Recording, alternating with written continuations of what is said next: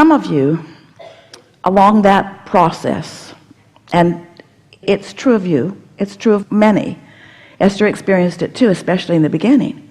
You become so determined to be really good, deliberate creators that you sort of hold yourself back from the expansion that you're not up to speed with yet. You don't ask for all that you want. You just don't let yourself go there because you're guarded. You don't want that other shoe to drop. You don't want to come face to face with the realization that you've asked for something that you haven't allowed yourself to realize. So we began saying to you, you're never going to get it done. You're not ever going to get it done, so let that go. And you can't get it wrong, so be nicer to yourself along the way. But still, there's a sort of precision about you, a sort of guardedness about you, a sort of, I'm going to get this right, that doesn't allow you the adventurous version that you really want. The really adventurous version, because you're afraid of getting it wrong. And we want you to understand that you can't get it wrong. It will never be so wrong that you can't pull it back into alignment if you want to.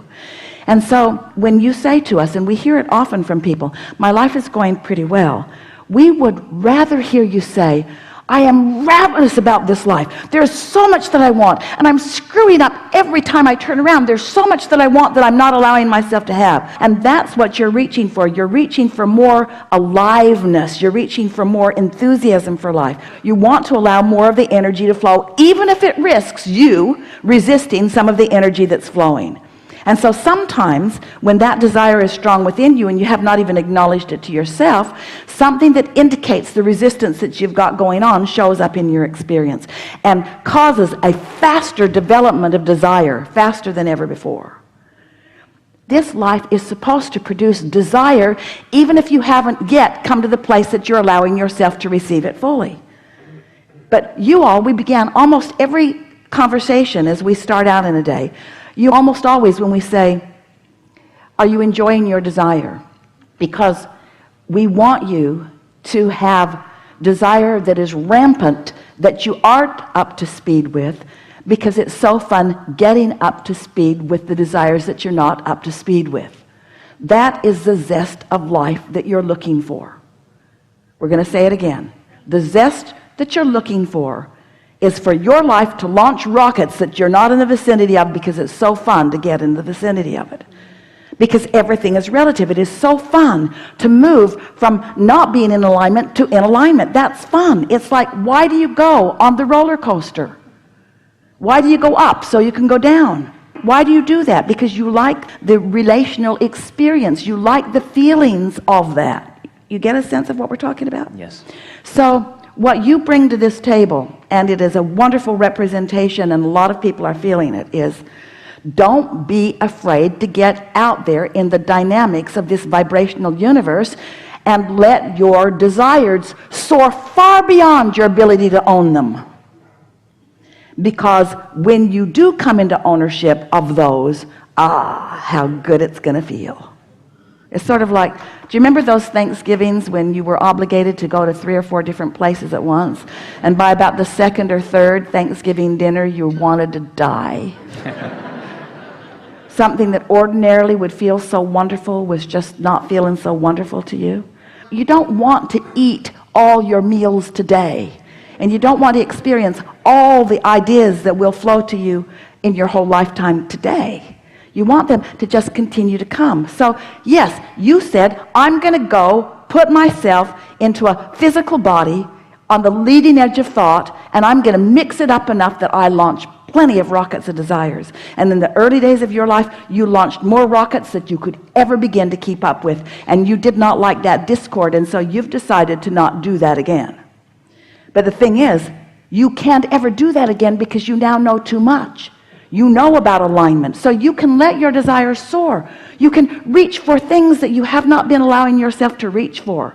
And that's what this tripping up has been about. You've been deliberately holding stuff back, and you cannot do it. When you try to hold something back that's natural, that it flows, it causes a stronger discord, and that's what that's all about. So our encouragement to you is to let yourself desire. So here, if you've got a desire and you are not allowing yourself to let it flow, the discord is uncomfortable, and then you pronounce yourself doing something wrong. So you've been attempting to do something that no one can do. You've been attempting to hold the desires back, which you can't do. We want you to encourage the desires. Does that make sense to you? Yes. What do you want? What do you want? What do I want? What do you want? Well, I want to do everything. I want to go out and have everything I want. I want to have more abundance than anyone could ever have. I want to be able to do anything at the drop of... I want abundance because, why? It gives you the ability to do and have whatever you And want. what do you want to do? I want to go and travel the world. And what do you want to have? What I want to have? I want to have joy. That's what it's But about. what do you want to have? You're talking about abundance. You don't buy... I would love to make music. I would love to travel the world. I would love to be And what's out there in the world that you want to see? People and beautiful things and cultures and... Different experiences. Experiences, yes. So that's the first time you've really gone there in a while. Because you're so practical. Because if you let yourself want something that you can't go do right now, it feels like failing. It feels like a pipe dream. And in an action world, we don't want you to go do things that you can't afford to do. But in a vibrational world, you are abundant. You get to think about those things that you want to do. You get to let your juices flow about that. Spend time letting yourself be in the receptive mode of the imagination of that, you see. We're happy to have this conversation, because usually a conversation as we're visiting with our physical friends goes something like this. I have desires. I've got lots of desires, and there are things in my way from these. But you've taken it a step further, and a lot of you have. I have lots of desires, and I've got things in my way that keep me from it. And so I hold myself from thinking about desire, because when I turn my attention to my desire, my negative emotion, as I'm aware of the condition of it not having happened yet, flares up, and then I think I'm miscreating. Did you hear that? So now what we're saying to you is, I have desires that my vibration is not allowing me to manifest right now. But I've decided to approach this life unconditionally. So I don't need the condition of that desire right now to be happy. The thought of it feels good to me. I'm going to allow myself to think about it. I'm going to allow myself to find the feeling of it.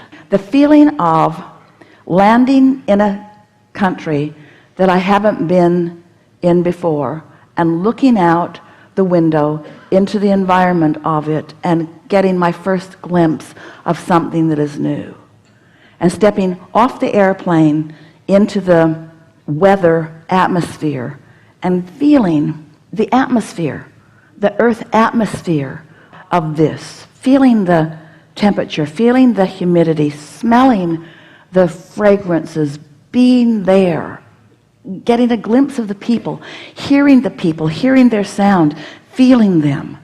In other words, you don't have to go there physically in order to have that emotional experience. You see what we're getting at?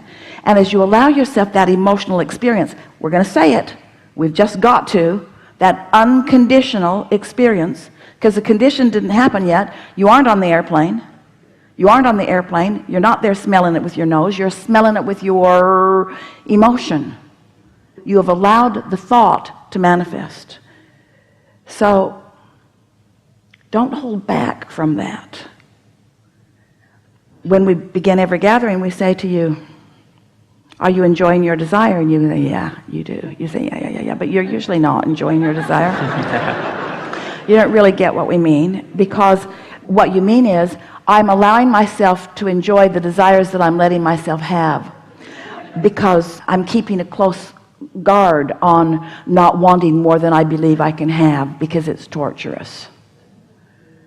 And we just think that torturous contrast is so good for you, because you cannot hold desires back, and when you try, you introduce unnecessary resistance into your experience. And the reason that you hold your desires back is because you've been using feedback from others who don't believe in the process, who don't understand the process, who don't believe in themselves, and who don't believe in you as your feedback. So if you say to someone who hasn't traveled the world, who doesn't understand about vibrational currency. It's a vibrational currency that we want you to spend. We want you to discover the currency of vibration, the currency of letting the energy flow. We wanting to expand your sense of where you stand and who you are in this equation of creation.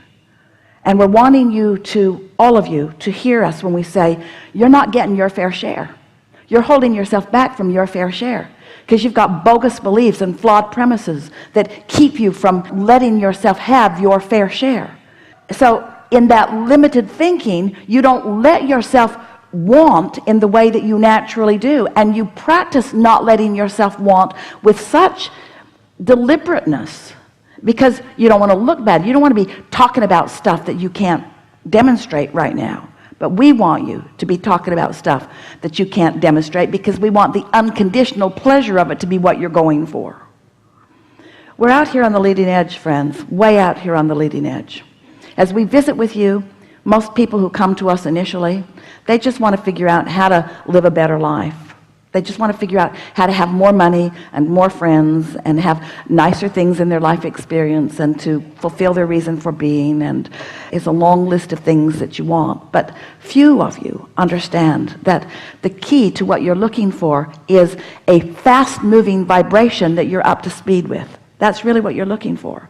If either of those elements is out of whack, if you don't allow a fast-moving vibration and you're not up to speed with it, you don't feel so good. So sometimes if you've, in the early days, you allowed a fast-moving vibration, but you weren't up to speed with it, you felt bad. And so you say, well, I'm not going to do that again. And we're saying, but don't let the thing that you give up be your fast-moving vibration. Your fast-moving vibration must be encouraged. What you want to do is get up to speed with it. So we want you to talk more with more sense of ownership of who you really are and what's coming. We want you to say things like, I am one of the most vibrationally prosperous people that I've ever met. I understand the laws of this universe. I understand how things work. I get who I am. I can feel the power of who I was when I was born. I can feel the perfection of my choices. And the contrast that I lived was so perfect for me. I launched so many rockets early in my life experience, and my vibrational reality, my vortex, is huge as a result of that early work that I did here in this physical body. I'm so happy that I was always on my path and I always did exactly what I was here for. And I love that there is a robust vibrational calling that is calling me in a really powerful way. And I revel in every hint of it, every inkling of it that I get. I revel in that. And I love being consciously aware of my emotional guidance system. I love knowing when I'm letting myself be up to speed and when I'm not. I'm poised for the perfect life experience. I don't compare myself with one other person because what they have, what they're doing, what they're thinking, how they're being, how they're feeling really is irrelevant in terms of my relationship with who I am. It's irrelevant in terms of who I was coming in and who I was when I was born and who I am standing here and who I am as a non-physical energy. The only thing that is important to me is the relationship between who I really am and who I'm letting myself be. And I love thinking about who I really am. I love thinking about my unlimitedness. I love thinking about my worthiness, my blessedness. I love thinking about the possibilities. I love knowing who I am, and I'm so eager about manifestations of my life showing that to me.